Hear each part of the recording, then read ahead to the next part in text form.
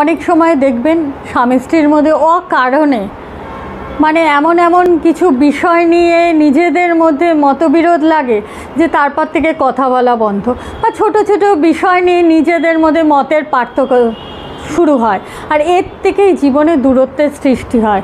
আর এর প্রভাব কিন্তু অনেকাংশে বাচ্চাদের ওপরে পড়ে। সেই সমস্ত স্বামী স্ত্রী এবং সেই সমস্ত সকল জাতক জাতিকাদের উদ্দেশ্যে আজকের এই ভিডিওটি খুব ভালো করে শুনবেন।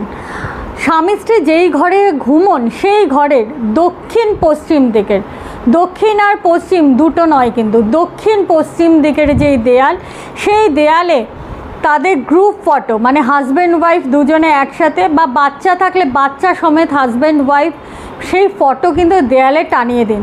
দেখবেন নিজেদের মতের যে পার্থক্য সেগুলো কিন্তু আপনারা কাটিয়ে উঠতে পেরেছেন।